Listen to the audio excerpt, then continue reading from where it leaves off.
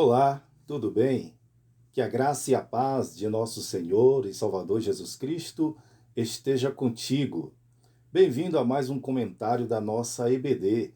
Hoje nós vamos estar comentando a lição de número 5 desse quarto trimestre de 2020 e o título da lição hoje é O Lamento de Jó.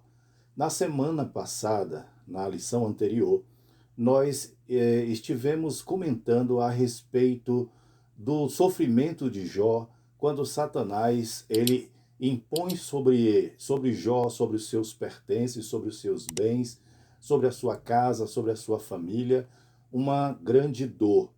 E Jó vai ser, no final, acometido na última prova de uma grande enfermidade, uma enfermidade violenta, terrível, e hoje nós vamos estar comentando, né, que depois de 7 dias após o encontro dos seus três amigos, que foi Elifaz, Bildade e Zoar, ficarem ali com ele 7 dias, ele ali na cinza, com um caco de telha, raspando, né, rapando ali a ferida. E aí, depois de 7 dias, ele eclodiu o seu sentimento, né? Ele deixou aflorar o seu sentimento de angústia, seu sentimento de tristeza. Ele achava que Deus o havia abandonado, né? Ele achava que ele estava condenado agora, e ele vai então amaldiçoar o seu dia, ele vai fazer algumas perguntas, né? E é isso que a gente vai estar vendo nesta lição de hoje, que é muito interessante. Desde já eu quero já deixar claro para os irmãos que nós vamos estar fazendo uma síntese dos três tópicos deste assunto, tá bom? Visto que o assunto ele já é comentado na revista, os professores na própria sala de aula já faz o seu comentário, né? Então a gente vai estar só fazendo uma síntese, mas eu espero que seja de grande utilidade, de grande serventia para você, ok? Então vamos à nossa aula.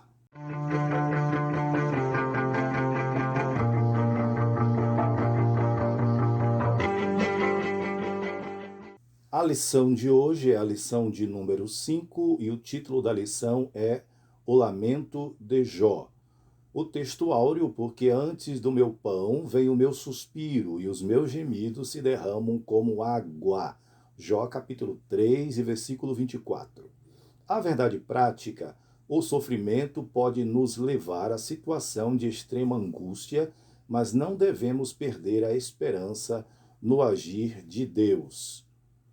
A nossa leitura bíblica em classe está em Jó, capítulo 3, do versículo 1 até o versículo 26. Lembrando para os irmãos que todo o comentário ele está formatado dentro desse capítulo, tá? Tudo dentro do capítulo 3, utilizando-se assim os 26 versículos do capítulo, tá bom? Então vamos lá. Depois disto, abriu Jó a sua boca e amaldiçoou o seu dia, e Jó falando disse: Pereça o dia em que nasci, e a noite em que se disse: foi concebido um homem. Converta-se aquele dia em trevas, e Deus lá de cima não tenha cuidado dele, nem resplandeça sobre ele a luz. Contamine-no as trevas e a sombra da morte. Habitem sobre ele nuvens, a escuridão do dia o espante. Quanto àquela noite, dela se apodere a escuridão, e não se regozije ela entre os dias do ano, e não entre no número dos meses. Ah, que solitária seja aquela noite, e nela não entre voz de júbilo. Amaldiçoem-na aqueles que amaldiçoam um dia, que estão prontos para suscitar o seu pranto. Escureçam-se as estrelas do céu crepúsculo, que espere a luz e não venha, e não veja as pálpebras da alva. Porque não fechou as portas do ventre, nem escondeu dos meus olhos a canseira. Porque não morri eu desde a madre, e em saindo do ventre não expirei. Por que me receberam os joelhos? E por que os peitos para que mamasse? porque já agora jazeria e repousaria, dormiria, e então haveria repouso para mim. Como os reis e conselheiros da terra, que para si edificam casas nos lugares assolados, ou com os príncipes que possuam ouro, que encham as suas casas de prata, ou como aborto oculto, não existiria. Como as crianças que não viram a luz, ali os maus cessam de perturbar, e ali repousam os cansados. Ali os presos juntamente repousam, e não ouve a voz do exator. Ali está o pequeno, o grande e o servo livre de seu senhor. Porque se dá a luz ao miserável e vida aos amargurados de ânimo, que esperam a morte e ela não vem, e cavam em procura dela mais do que de tesouros ocultos, que de alegria saltam e exultam achando a sepultura. Porque se dá luz ao homem cujo caminho é oculto e a quem Deus o encobriu. Porque antes do meu pão vem o meu suspiro, e os meus gemidos se derramam como água. Porque aquilo que temia me sobreveio, e o que receava me aconteceu. Nunca estive tranquilo, nem sosseguei, nem repousei, mas veio sobre mim a perturbação. Aí, amados, esse capítulo você já vai observar que aqui começa a poesia, né? Então, lá naqueles 2 primeiros capítulos, ali a gente estava numa prosa e agora começa a poesia. E nessa poesia, né, uma poesia melancólica, onde Jó então vai ali deixar aflorar o seu sentimento de dor, de tristeza, né, de medo. A verdade é que Jó aqui ele vai demonstrar medo de que Deus o havia abandonado, né? E você vai ver aqui, ó, no versículo aqui, ó, ele diz aqui, ó, porque aquilo que temia me sobreveio e o que receava me aconteceu. Tá vendo? Aquilo que temia me sobreveio e o que receava me aconteceu. E aí você vai ver no primeiro capítulo a Bíblia falando que ele oferecia sacrifício, né, a Deus pelos seus filhos, ao seu temor a Deus. Ele tinha medo de que seus filhos tivessem pecado, tivessem exagerado lá nos seus banquetes, nas suas festas. O temor que ele tanto tinha acabou lhe acontecendo. Tá? Aqui nós temos o objetivo geral, que é Jó era humano e, como tal, ele tinha todo o direito de extravasar seus sentimentos, não sendo recriminado por Deus por isso. Então, a ideia desse comentário é mostrar para o leitor que Jó, né, ele é um representante daqueles que sofrem. E ali ele vai extravasar o seu sentimento e mostrar que ele realmente ele é ser humano, que nós não somos de ferro, nós não somos de aço, né, que nós choramos, que nós sentimos dor, que nós sentimos fome, né, que nós sentimos tristeza, e é isso que ele vai mostrar ali, e claro, ele não será recriminado por Deus por causa disso.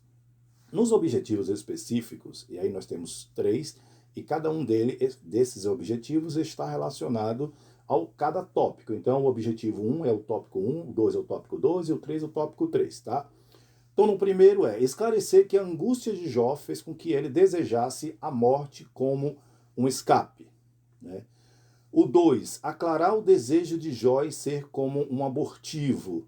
E o 3, pontuar que Jó representa os que em situação desesperadora não veem nenhuma luz no fim do túnel, tá? Na introdução, irmãos, eu separei apenas essa parte aqui do comentarista, onde ele diz o seguinte: Jó mirou o dia de seu nascimento e, através de 3 perguntas, desabafou tudo o que ele sentia naquele momento.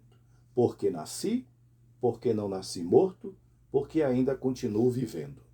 Então, foram 3 perguntas, né, extremamente angustiantes dele, né? São perguntas que o ser humano, né, que está vivendo, aquele que o justo, principalmente, claro, esse tipo de pergunta, acredito que todos que estão vivendo no sofrimento vão fazer. Mas a questão aqui é ele como justo e ele pergunta: por que eu nasci? Por que eu não nasci morto? Por que eu ainda continuo vivendo? Né? Ela tem um ponto central, e o ponto central dela, né, é revelar toda a dor que o ser humano tem, toda a dor que o ser humano pode possuir. Né? As pessoas muitas vezes, não sei se os irmãos já lidaram com situação assim, ou já ouviram falar de pessoas que são fortes, né? São fortes, entre aspas, até certo ponto. E quando elas explodem assim, sabe, é, é realmente lamentável, é sofredor, é angustiante, né? É de dar dó mesmo, né? Por quê? Porque nós, seres humanos, nós somos de carne, né? Somos pó, somos fracos, né? E essa dor, muitas vezes, ela vai até certo ponto e aí depois aquela pessoa que está sofrendo aquilo, ela explode, né, num sentimento de angústia, às vezes de depressão, e a gente está vendo muito isto na atualidade.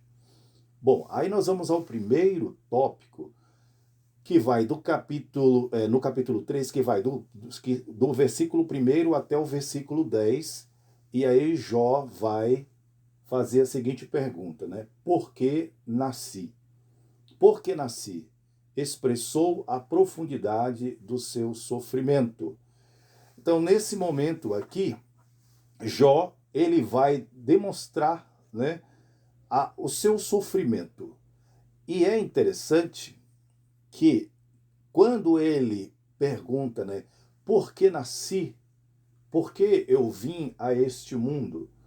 São perguntas que muitas pessoas já fizeram. Talvez você que está aí, né, que está me ouvindo agora, quem sabe se você também não já fez esse tipo de pergunta alguma vez na vida. Por que eu nasci? Né, em meio a tantas coisas erradas, tantas angústias, decepções, frustrações, e você fez esse tipo de pergunta. Por que eu nasci? Porque esse tipo de pergunta o ser humano ele faz, né? Então, que em lugar da memória viesse o esquecimento, um dia para esquecer. Aí o que ele vai fazer ali? Ele vai amaldiçoar o seu dia. Está aqui, ó. Olha só, né? Veja. Vamos ver aqui na nossa lição. No versículo de número 3, ele diz assim, ó: pereça o dia em que nasci, e a noite em que se disse foi concebido um homem. Converta-se aquele dia em trevas, e Deus lá de cima não tenha cuidado dele, nem resplandeça sobre ele a luz. Então, nesse momento, ele vai dizer, claro que a gente sabe que não tinha como ele amaldiçoar o passado, né? Amaldiçoar, até porque o passado já passou. Mas ali demonstra o seu sofrimento, né? E ele amaldiçoa então o dia em que ele nasceu, né? Ele amaldiçoa o dia em que ele nasceu. Como ele diz, naquele momento ele estava dizendo: eu não devia ter nascido. Mas para que eu vim ao mundo, né? Essa é a expressão de Jó, trazendo isso no entendimento, né, a miúdos. Que em vez da ordem viesse o caos. Então, Jó desejou que o cosmo nesse dia entrasse em colapso. Ele fala sobre escuridão, exemplificando o Leviatã. Então, aqui, irmãos, nesse terceiro subtópico, ele vai falar aqui, ó, no versículo de número 6. A escuridão tome aquela noite, e não se goze entre os dias do ano, e não entre o número dos meses. Então, ele está falando aqui ainda daquele dia que ele nasceu, né, que não deveria ser contado. Então, era um dia, na verdade, para ser esquecido, como diz aqui, ó, que em lugar da memória viesse o esquecimento. Então, era um dia para ser esquecido. Não é muito comum a gente chegar e falar assim, eu gostaria que esse dia, ou que esse ano, ou que esse mês, 2020, por exemplo. A gente sabe que esse ano está sendo um ano extremamente complexo, difícil para os empresários, para as pessoas, para os idosos, né, principalmente, que fazem parte do grupo de risco, né, que estão ali acima dos 60 anos, e claro que também os novos, né, não estão livres do Covid. É, para as pessoas que estão perdendo seus empregos, para as pessoas que precisam trabalhar. Veja que quando começou aquela quarentena, a situação das pessoas que sobrevivem, autônomos, né, que vendem o seu produto lá no farol, no sinal, que tinha a sua barraquinha lá, que vendia pastel, né? E imagine essas pessoas, o desespero que ficou essas pessoas, de onde agora ia tirar. Claro que veio uma pequena ajuda, né, que é esse benefício dado pelo Estado, pelo governo, mas claro que é só um paliativo.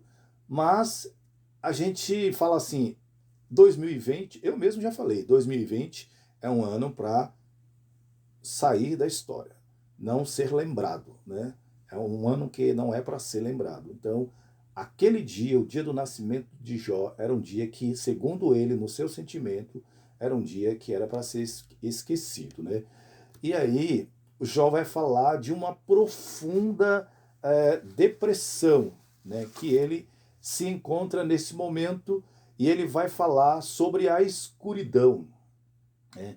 Ele vai falar sobre a escuridão, ele vai falar sobre o Leviatã, que é uma figura mitológica, né? Que é um crocodilo, uma espécie de crocodilo naquela época, né? Que era uma figura mitológica e que vivia na escuridão, né? Que vivia nos lugares profundos, nas trevas, né? Em lugares profundos ali no mar. E ele vai falar então sobre esse Leviatã, então sobre esse animal que eles tinham conhecimento, que fazia parte de uma mitologia, né, e que vivia na escuridão, né, no abismo. Vocês sabem que existem muitos animais aquáticos que alguns já foram filmados, né, através de câmeras, mas muitos animais que vivem lá no oceano, que vive lá nas profundezas, onde a luz do sol não vai, completa escuridão, completo abismo, trevas, né? E que estão lá. Então Jó, ele vai se comparar a isso, a estar nesse abismo profundo, vivendo em um abismo profundo. Tão grande era o seu sentimento de dor, de angústia que ele estava passando naquele momento, ok? Então, nós vamos para o segundo ponto, o segundo tópico, que é, segundo o lamento de Jó, por que não nasci morto? Então, na primeira vez, ele vai então desejar ter nascido, ele vai desejar não ter nascido, amaldiçoou o seu dia, né? Amaldiçoou o seu dia, então ele vai dizer, por que eu nasci?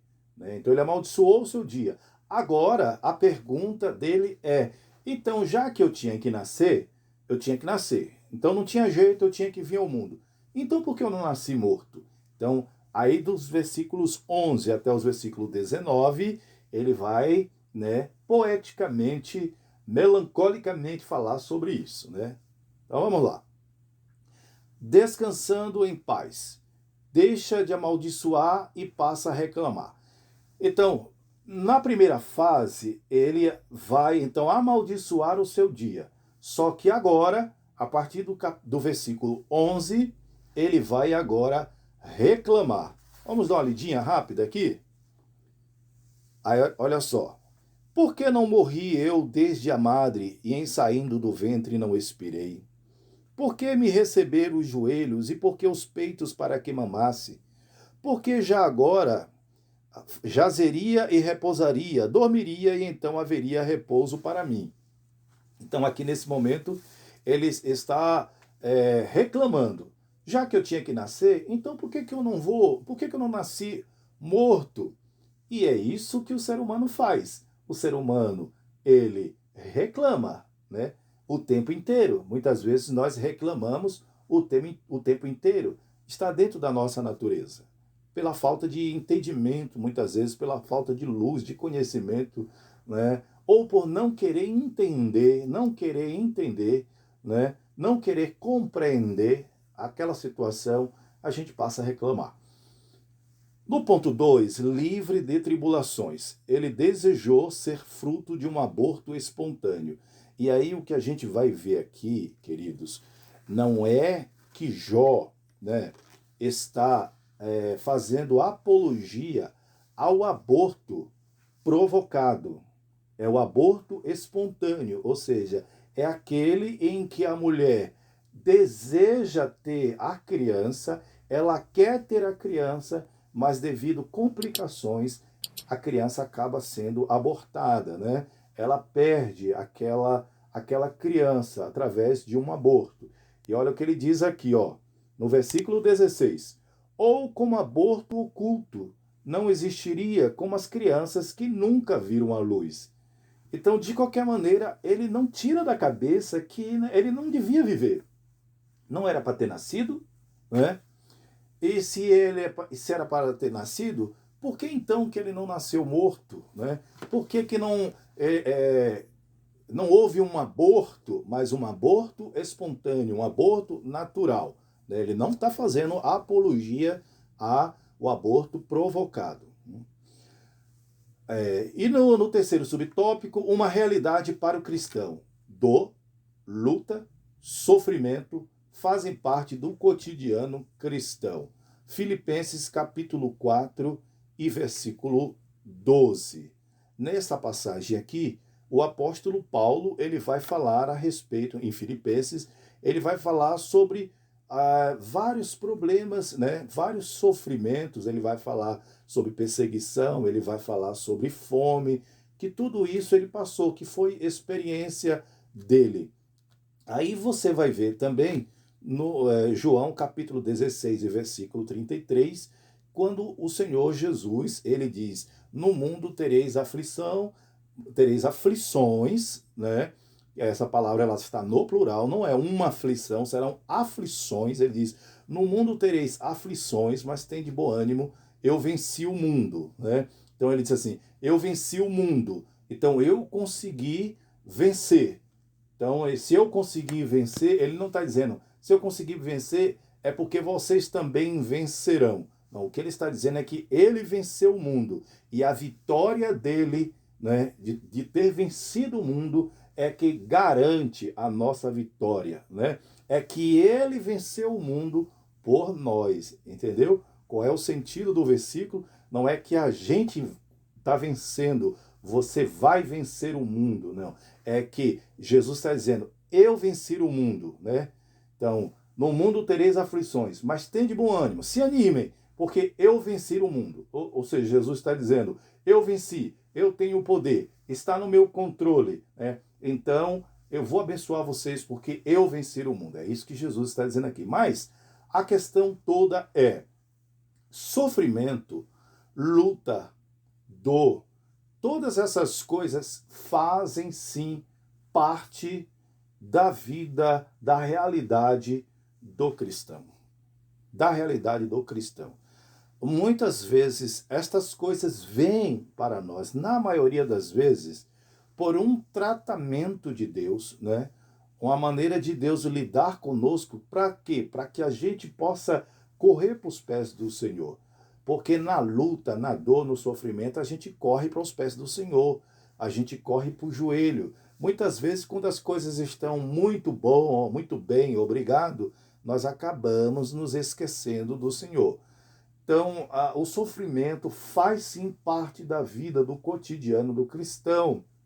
E você vai ver que muitos cristãos, né, morreram perseguidos, né, queimados, decapitados, crucificados. O próprio Senhor Jesus, o nosso mestre, foi crucificado. Então, o próprio Jesus disse que ele, sendo o Senhor, passou por estas coisas, quanto mais os servos, seus servos, né? Então Jesus deixou bem claro que nós também sofreríamos, que nós também passaríamos por lutas, por tribulações, por angústias, né? Então, isso aí faz parte da... Então, quando você estiver sofrendo, quando você estiver na dor, na luta, não pense que você está sozinho, porque a própria Bíblia vai dizer que são muitos, muitos espalhados pelo mundo, pela terra, né, que estão passando pela mesma coisa. Isso está na palavra de Deus. E aí, no terceiro tópico, o terceiro lamento de Jó, né? Aí agora ele diz, bom, ele amaldiçoou o seu dia. Aí ele diz, bom, já que eu tinha que nascer, porque eu não nasci morto? E aí, já que ele não nasceu morto, aí agora ele diz, por que eu continuo vivo? Né? E é isso que a gente vai ver entre os versículos 20 e o versículo 26. Então, vale a pena viver? Aí ele vai dizer aqui, ó, por que se dá luz ao miserável e vida aos amargurados de ânimo? E aí eu já vou para o segundo subtópico, porque os dois estão aqui no mesmo foco, tá? Que é a pergunta dele. Por que eu continuo vivo? E aí aqui, sem o favor de Deus, por que se dá luz ao homem cujo caminho é oculto e a quem Deus o encobriu? Então, por que se dá luz ao homem, né, cujo caminho é oculto e Deus o encobriu? Aí, o que a gente vai ver aqui? O que a gente vai ver aqui, nesta palavra aqui, e a quem Deus o encobriu, é que Jó, está atribuindo a Deus, né, o controle de todas as coisas. E a história vai dizer que entre o século V, né, ao século XV, nós tivemos um período, né, chamado de teocentrismo. O teocentrismo, né, ele aponta Deus como o centro do mundo, o centro do universo. Tá. O problema da teologia, né, do teocentrismo, é que a igreja, ela tinha muito poder naquela época, e eu estou falando da igreja romana, né? Ela tinha uma influência grande sobre os estadistas, e o que se dizia era que tudo o que acontecia era a responsabilidade de Deus. Deus era o responsável. Então, se viesse uma coisa boa, foi Deus. E se viesse uma coisa má, foi Deus. Está certo isso? Não, não está. Por quê? Porque Deus tem o conhecimento de todas as coisas. Mas Deus deu ao homem o livre arbítrio para ele procurar andar no caminho. Deus deu ao homem o direito de escolha, dele escolher o caminho. Eu não posso passar para Deus, transferir para Deus as minhas, muitas vezes, problemas que estão voltados pela minha própria irresponsabilidade. Por quê? Porque a Bíblia diz que o que o homem plantar, isso ele colherá. Né? Está escrito, se eu não me engano, em Gálatas, que está escrito, né? Não erreis, Deus não se deixa escarnecer. O que o homem plantar, isso ele ceifará. Ora, aquele que planta na carne, a Bíblia diz que da carne ceifará a corrupção. Mas aquele que planta do Espírito ceifará a vida eterna. Então eu não posso chegar e atribuir a Deus as coisas ruins que acontecem na minha vida, né, porque foram consequências dos meus próprios erros, de um caminho errado que eu mesmo tracei, entendeu?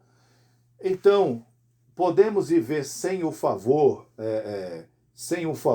de Deus, né? Deus está no controle de todas as coisas. Tudo. A Bíblia diz que não cai uma folha de uma árvore sem que Deus, né, não esteja monitorando. Deus sabe tudo. Deus conhece a quantidade de fios de cabelo que tem na nossa cabeça. Deus sabe de tudo.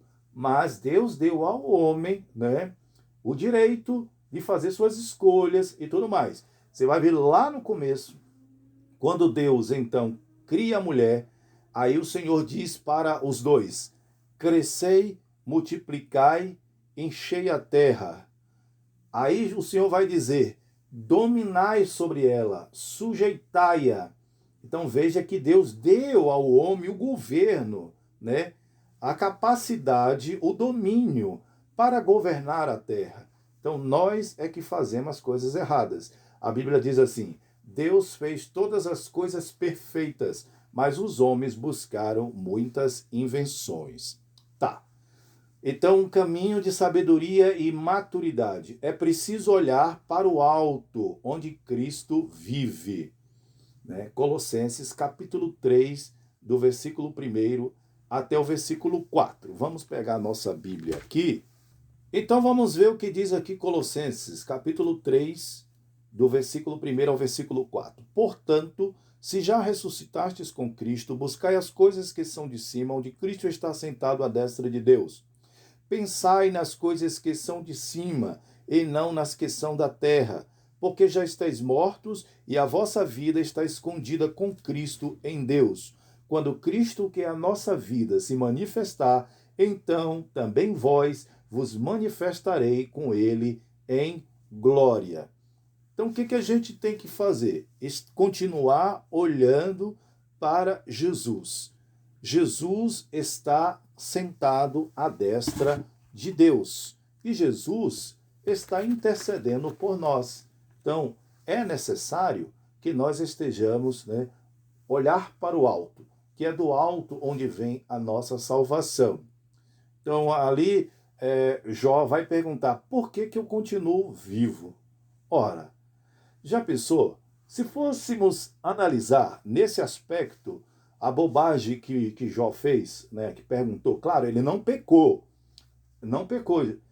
deixar bem claro que isso aí não é pecado.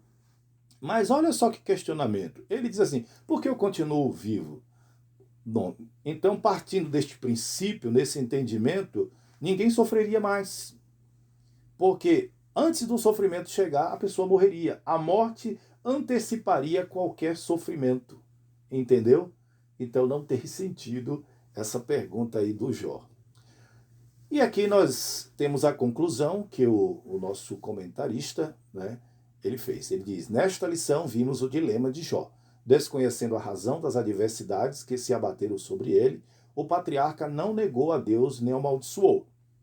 Todavia, ele expôs toda a sua humanidade, de forma que o leitor, que apenas o contempla, sem contudo participar de seu drama, tem dificuldade de entender seu lamento, principalmente quando ele se dirige a Deus, e o lamento de um corpo ferido e de uma alma que, mesmo amando a Deus, se derrama angustiada.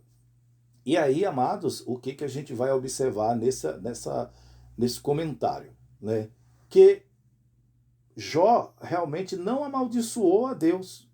Como eu acredito que Satanás deve ter, provavelmente, sei lá, eu acho que é um pensamento meu, posso estar completamente equivocado.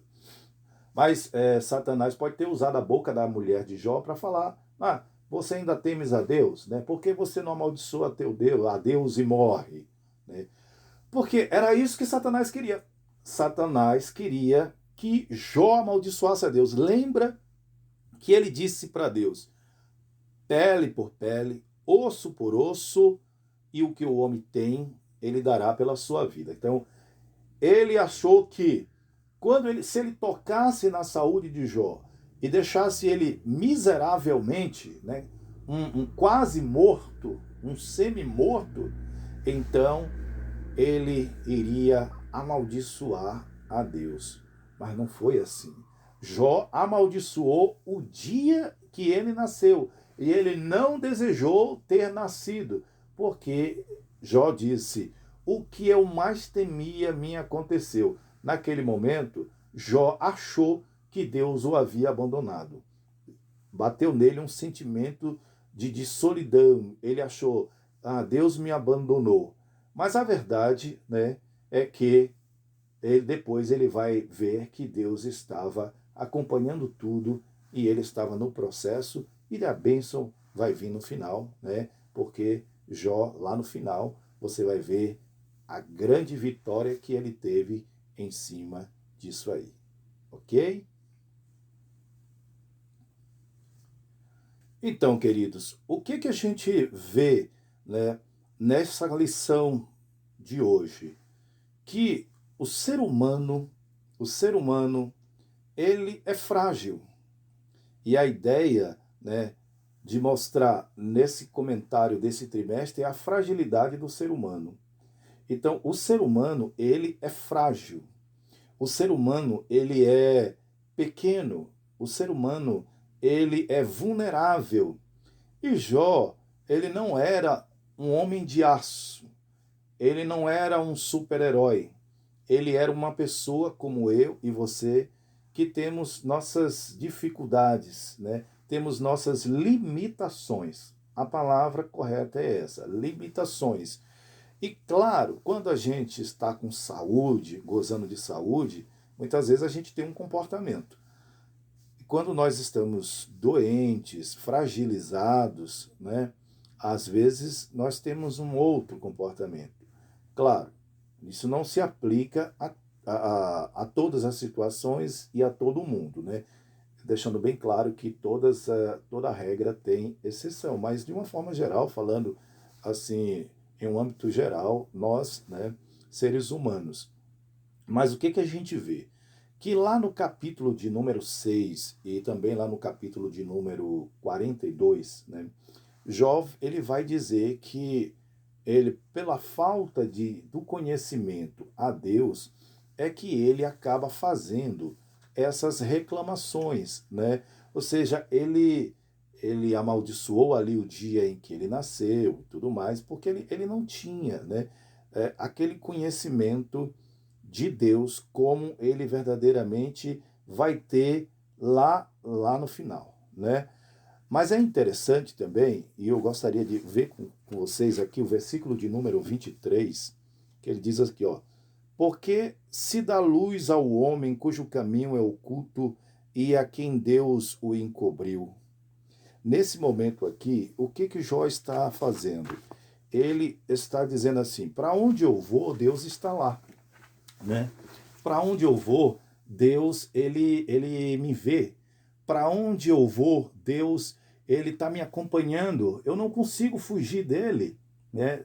E isso é verdade, né? Os olhos de Deus estão sobre toda a terra. Os olhos de Deus estão sobre todo o universo. Tudo que acontece no universo está sendo monitorado pelo Senhor Deus. Então não tem como escapar. E eu gostaria de ler aqui para os irmãos Hebreus, capítulo de número 4 e versículo 13, que diz assim, ó: e não há criatura alguma encoberta diante dele, antes todas as coisas estão nuas e patentes aos olhos daquele com quem temos de tratar. Então, coisa linda, né? Maravilhosa, a palavra de Deus. Então, está deixando claro aqui que não nada neste mundo, né, passa imperceptível aos olhos de Deus. O Senhor está no controle de todas as coisas. Nós estamos sofrendo, mas Deus está monitorando. Nós estamos na angústia, né? Nós estamos sentindo dor, mas Deus está monitorando tudo.